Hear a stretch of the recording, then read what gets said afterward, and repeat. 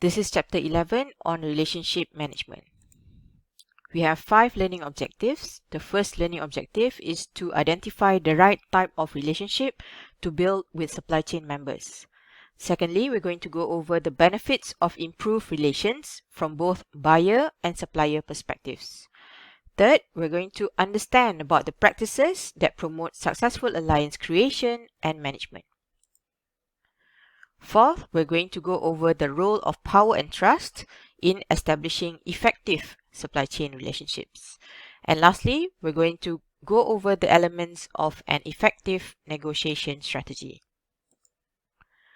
So for the first 2 learning objectives, we need to understand that current and future success of supply chain relationships depends on the ability to identify outstanding supply chain partners and develop appropriate relationship with them.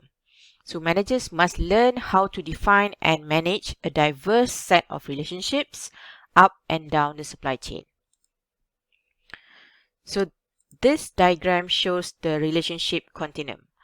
There's a core principle of supply chain management that says that not all relationships are created equal. So on the left side, we have the least complicated or least taxing type of relationship, which is transactional relationship, basic alliance, and it gets more complicated and more taxing as you go to the right side of the continuum. So in the middle, we have operational alliance, business alliance, and strategic alliance. So the characteristics of a transactional relationship would be transitory, cost-driven, and also arm's length. For strategic alliance, the characteristics would include long-term relationship, mutual benefits, shared resources, having open communication. There would be joint planning, sharing of risks and rewards. There would also be cross-organizational teams and also top managers' involvement. In selecting the right relationships with suppliers, we have 3 basic relationships. So A relationships represent the most likely alliance candidates. As you can see from the graph here, we have 75% of all transactions coming from the A supplier. And B supplier are the types which are important and should be managed with care, focusing on the future, as B suppliers can be A suppliers in the future. C relationships should be managed efficiently with emphasis on fairness. So in the whole, all the types of suppliers that we have needs to be managed differently. So it is important for managers to differentiate the types of suppliers that they have. So for transactional relationships, management of this kind of relationships should seek to satisfy 2 objectives. The first one is to maximize efficiency and handling transactions. Second is to have good relations where both parties will feel that they are treated fairly. So transactional relationships often receive minimal managerial time, receive minimal assistance, and also minimal investment. An example of transactional relationships would be the company's relationship with a printing company. Printing of banners, for example, might not be an everyday task, but it is important for them to keep the rapport positive so that they have continuous relationship. So next we have strategic alliance. So this kind of relationships needs to be closely scrutinized and carefully managed. There will be intensive and open communication supported by linked information systems, and there will be cross-organizational teams to drive cooperative planning. So strategic alliance is a form of long-term relationship. For outcomes, via strategic alliance, they would achieve lower costs, improved product quality, enhanced responsiveness, decreased order fulfillment times, more innovation happening, and also improved allocation of scarce resources. So in the perspective of the supplier's outcome, if you have this long-term relationship, it can assure you long-term large volume contracts. So there will be production stability and it can lower their costs. So it allows the supplier to have investment in new technologies and also have access to the buyer's expertise and also buyer's financing for materials or equipment. So in the next learning objective, we're going to understand about the practices that promote successful alliance creation and management. There are 6 supply chain relationship practices here. The first one is on personal contacts. So the company should have personal relationships to generate goodwill and reduce miscommunication. Secondly, there should be clear specifications on requirements for product, process, and contract fulfillment specifications so that you can reduce any confusion and ambiguity. Thirdly, you have timely payment. So suppliers should be paid as quickly and easily as possible. The fourth point here, we have open communication where there should be timely information shared via electronic linkages, and face-to-face communication is critical. Fifth, we have feedback where there would be periodic surveys of suppliers and customers coupled with face-to-face feedback which can build trust while helping improve the transaction process. And lastly, and most importantly, there will be integrity where supply chain managers should always exhibit a desire to fulfill all contract obligations without hassle or argument. In this figure, we're going to look at the best practices for alliance development process. So there's 3 stages here. We have internal, collaborative, and day-to-day management. So as a start, the company needs to establish alliance policy and guidelines before conducting an opportunity analysis. After that, they will select potential alliance partners, followed by establishing implementation plans. And after that, for day-to-day management, you would be implementing and measuring the performance of the implementation. After the measurement, we have consideration of contingencies and renewal. So that's why you need to determine an exit strategy or relook at the implementation plans. So in the next slide, we look into each stage. So we have internal stage here. So the questions that need to be addressed would be, what should our alliance strategy look like? So you need to understand the overall relationship management policy that you want to establish. And also, secondly, you need to specify opportunities along with expected outcomes out of this relationship.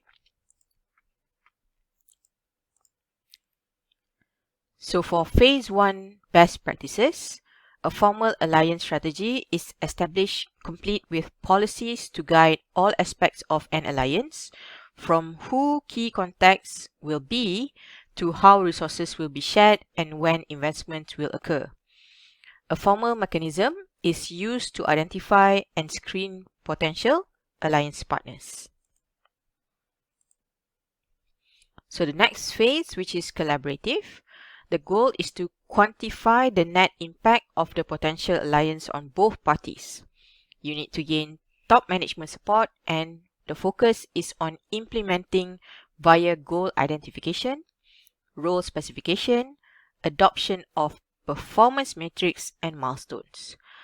And at the end here, you have a definition of the alliance exit strategy, which requires you to identify possible reasons for dissolution, and you need to define joint resource allocation. So the best practices for phase 2 would be, firstly, having clear and concise long-term 1 to 5 years contract governing the successful alliance. Secondly, you need to have roles and responsibilities which are clearly defined and communicated. Thirdly, you have confidentiality agreement which protects you from joint developed technology that you will be using in the future. Next, we have continuous improvement clauses. So it would benefit both parties in this case.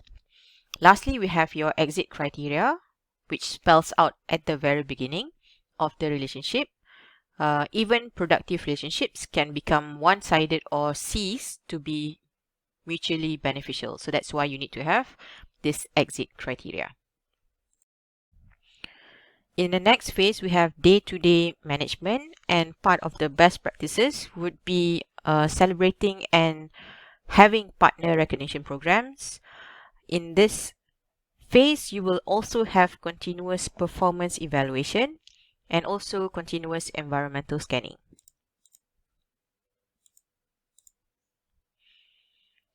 So in this phase, we have dedicated teams that are used to foster personal relationships and establish continuity between alliance partners in order to facilitate the collaboration, problem solving, and brainstorming activities. Secondly, there would also be technology linkages that are established to make frequent, honest, and open information exchange routine. There would be problem resolution methodology in place to avoid any misunderstandings or breakdowns in terms of communication. And number 4, we have risks and rewards are shared on mutually acceptable basis. And lastly, performance measures are aligned to make sure that problems are identified before they become a crisis. So here are some key points in order to ensure a successful alliance with your supply chain members. In the next learning objective, we'll go over the role of power and trust in establishing effective supply chain relationships. Trust is the foundation of supply chain management. It promotes collaboration, risk-taking, information sharing, and sharing of resources among supply chain members. So real trust exists only when both parties agree that it does. Here are some principles of trust in supply chain management. The first one, trust is two-sided. So it means that trust is difficult to establish when power is asymmetrical, or in other words, not equal on both sides. Secondly, trust is behavior, where there needs to be consistent patterns of behavior in order to build trust. Third, trust requires open information sharing. So open communication promotes strong and dynamic relationships. Fourth, we have trust is personal. So suppliers do not trust institutions. They trust people. And lastly, we have trust means performance, where there is no trust without consistent and outstanding performance. In learning objective 5, we're going to understand about the elements of an effective negotiation strategy. So negotiation is the formal communication process where two or more parties discuss important issues and come to a mutually satisfactory agreement. And successful negotiations require careful management of information, personal relationships, time, and power. So we need to bear in mind that no agreement is better than a bad agreement. So here are some of the commonly negotiated areas between a company and their suppliers. So it can be in terms of price, quality, contract duration and volumes, delivery schedules, and so on. So here is a negotiation philosophy where it is called win-win philosophy, where the idea is to have a synergistic creation of value where you think that working together, both parties can improve their competitive position and profitability. So what are the prerequisites for a win-win negotiation? So win-win solutions require that both sides must adopt a win-win mentality to have a successful outcome. So it needs to benefit both sides. Secondly, you view the negotiation as part of a larger or longer term relationship. Third, you have recognizing the other's needs and wants. Fourth, you are working jointly to create value. So they share information and resources, and when difficulties arise, cooperative efforts are undertaken to find an accommodating solution. And of course, the approach to this kind of negotiation is with an attitude of trust. So how do companies prepare for a successful negotiation? It will always start off with understanding your specific objective for that negotiation. And then secondly, you establish an effective negotiating team. And then gathering the relevant information, analyzing strengths and weaknesses, recognizing the other side's needs. You need to determine the facts of the issue, establish a position on each issue, planning the negotiation strategy, and also select appropriate tactics. And before actually implementing or going for that negotiation, you need to practice on your own. So when we are talking about the appropriate tactics that managers can use for negotiation, in the next 7 slides, there are examples of the common negotiation tactics that managers can use. So here we have arguing based on facts, answering questions carefully, being considerate, and being wary of deadlines. Next, we have best and final offer, not being afraid to say no, foot in the door, high ball, being honest and open, keeping the initiative, listening effectively, having a missing person in the scenario, never giving anything away, having a phantom offer, prioritizing issues,